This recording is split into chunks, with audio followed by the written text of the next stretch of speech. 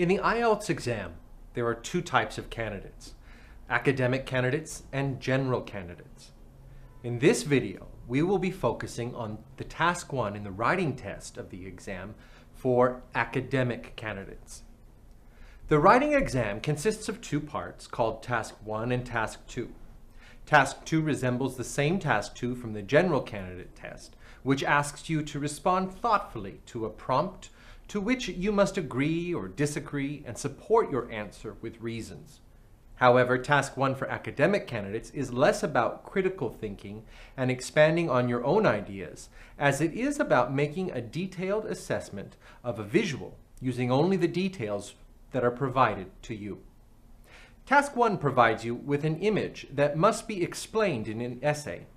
The image could be a bar graph, a line graph, a pie chart, a diagram demonstrating instructions on how to put something together, or how a process works. No matter what the type of graph or diagram, you will be asked to write at least 150 words, not less than that, in under 20 minutes.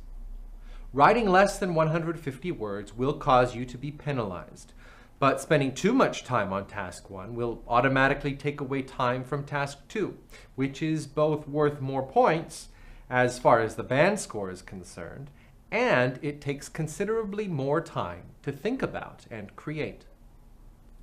Task 1 asks the candidate to take a look at the visual representation of some type of information and to study the image for a short time in order to get a good understanding of what it represents and what each bar, line, etc. means.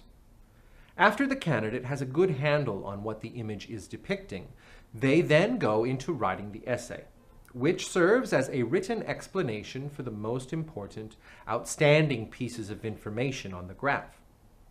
We can find what is most essential on the graph through a number of strategies. 1.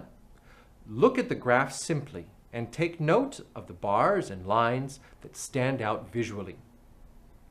Usually, some of the most important information in the graph will be obvious to the eye immediately when you look at it. Let's not forget that although sometimes this important information can be seen by huge discrepancies in the graph, like one bar much bigger than the other, etc., that is equally as important when two bars are almost identical as well. For example, 2. Look for trends that spread across the diagram. In the case of a diagram or graph that is spread out over time, such as over the course of 10 years, sometimes the most interesting and important information in the graph is shown through the change over time of the points on the graph. Rather than focusing always on each point or bar individually, it is also helpful to keep your eyes peeled for a message that can be seen only by looking at the graph as a whole. One of the most important things to remember regarding task 1, writing assignment, is that rather than describe the visual in every detail, your responsibility here is to demonstrate that you can discern what parts of the graph are actually worth mentioning and which are of less importance. After you have identified the trends and specific points in the graph that are the greatest interest, you will describe only those points in the essay. It is perfectly acceptable, and in fact, it's better for you to briefly mention the non-important or less interesting points that are made in the graph. 150 words is enough to describe what is most important, but not to clutter your writing with extra information.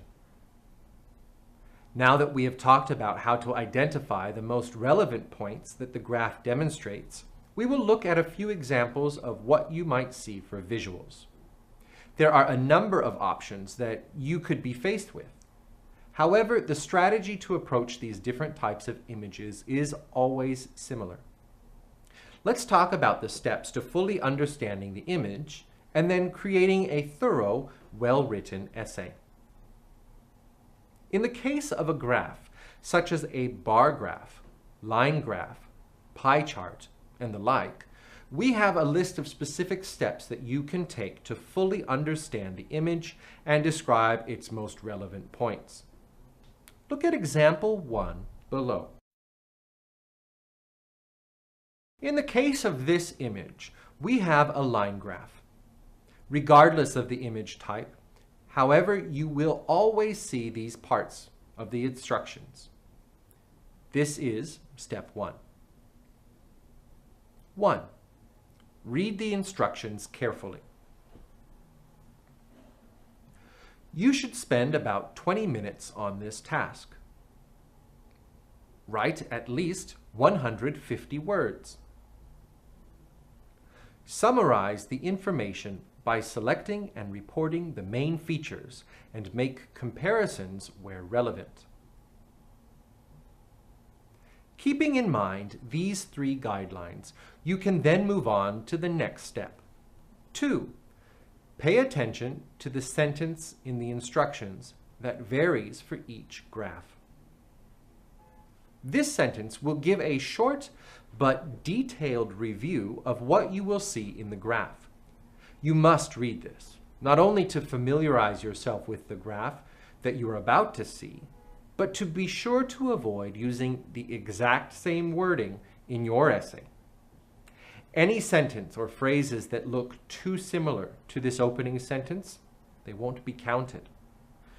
In example 1, the opening sentence for this graph says, "The graph below gives information from Annual Energy Outlook 2008 about consumption of energy in the USA since 1980 with projection until 2030.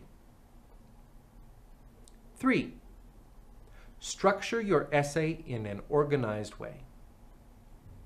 There should be a short introduction, 1 or 2 sentences, that resembles the sentence describing the graph in the instructions, followed by 2 or 3 detailed paragraphs that highlight the most relevant trends in the graph. 4. Concluding sentence that provides the reader with an overview of your main points. Another option that you might see chosen for the visual in Task 1 for the academic candidates is a diagram that depicts some sort of process or instructions. Take a moment and look at example 2 now.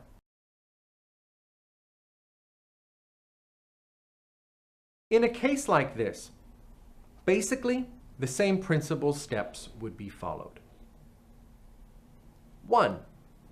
Read the instructions carefully. 2. Pay close attention to the sentence in the instructions that varies for each diagram. 3. Structure your essay in an organized way. 4. Include a concluding sentence that provides the reader with an overview of your main points.